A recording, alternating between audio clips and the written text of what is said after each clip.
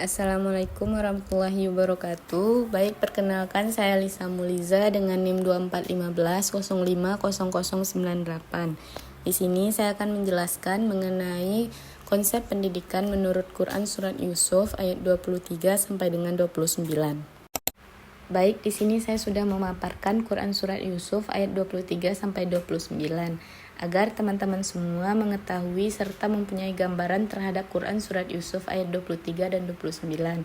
Dan untuk mempersingkat waktu, saya akan masuk pada pembahasan mengenai landasan dasar dari ayat ini. Nah, dalam konteks ayat ini membahas terkait beberapa hal, yaitu ketakwaan, kehormatan diri, dan menjaga kehormatan orang lain ketika menghadapi godaan syahwat ataupun fitnah dunia.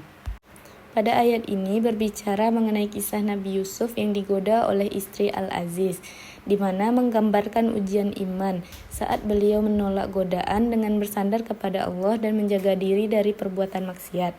Meskipun saat itu situasi sangat menggoda dan mendesak. Dalam ayat-ayat ini, Nabi Yusuf menunjukkan rasa takut kepada Allah dan tawakal dengan mengucapkan perlindungan diri kepadanya, sekaligus memelihara ifah ataupun kehormatan diri serta tidak membiarkan harga dirinya runtuh demi kesenangan sesaat. Sesuai yang telah disampaikan sebelumnya, bahwasanya Quran Surat Yusuf ayat 23-29 ini berbicara mengenai kisah Nabi Yusuf yang digoda oleh istri Al-Aziz. Nah, di ayat 23 ini memperlihatkan bahwasanya godaan tersebut terasa sangat berat, di mana saat itu istri Al-Aziz menutup semua pintu, sehingga kesempatan untuk berbuat maksiat seolah-olah terbuka. Nah, di ayat ke-24 menunjukkan bahwasanya Nabi Yusuf berusaha lari dan menyelamatkan diri, sehingga baju belakangnya robek. Nah, di ayat ke-25 menggambarkan bahwasanya ketika masalah tersebut terungkap, Nabi Yusuf tetap menjaga kejujuran dan kehormatan diri dengan menjelaskan bahwa istrinya lah yang menggoda, bukan dirinya yang berbuat maksiat.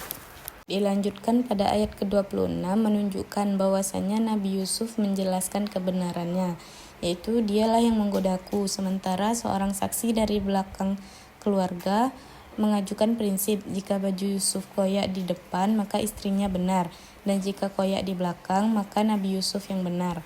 Lalu pada ayat ke-27 menegaskan prinsip bahwa cara merobek baju dari belakang ataupun depan menjadi indikator siapa yang menyerang dan siapa yang melarikan diri, sehingga kebenaran tersebut dapat diukur secara objektif. Pada ayat ke-28 ini menggambarkan bahwa suami wanita itu melihat baju Yusuf koyak dari belakang. Lalu ia baru menyadari bahwasanya kejadian itu adalah tipu daya dari sang istri, dan mengakui betapa besarnya daya godaan dan kekuatan tipu daya dari seorang wanita.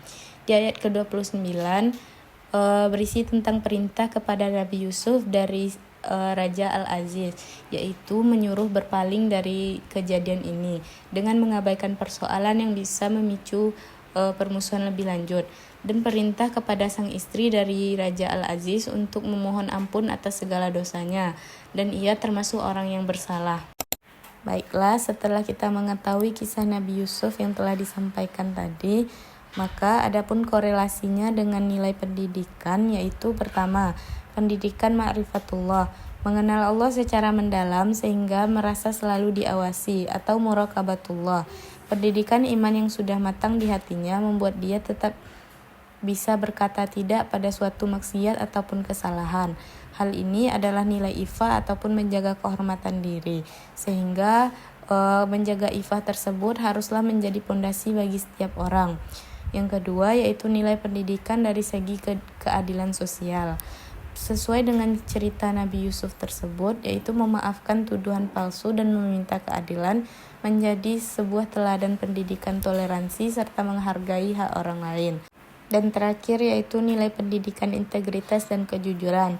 Sesuai dengan kisah Nabi Yusuf, bahwasanya Nabi Yusuf menolak rayuan dengan tegas sambil berkata jujur pada tuannya. Mengajarkan pendidikan integritas untuk selalu membentuk pribadi yang konsisten antara ucapan dengan perbuatan yang dilakukannya. Maka dapat disimpulkan pada pembahasan kali ini bahwasanya rangkaian ayat ini memberikan kerangka konseptual tentang pendidikan, di mana pendidikan tersebut bukan sekedar teori, tapi juga pembentukan benteng diri. Jika pendidikan berhasil membangun benteng iman dan harga diri dalam hati seseorang, maka pintu yang terkunci pun tidak akan mampu menjerumuskan seseorang ke dalam perbuatan yang hina di mata Tuhannya. Baik, mungkin sekian yang dapat saya sampaikan pada pertemuan kali ini. Saya akhiri dengan wassalamualaikum warahmatullahi wabarakatuh.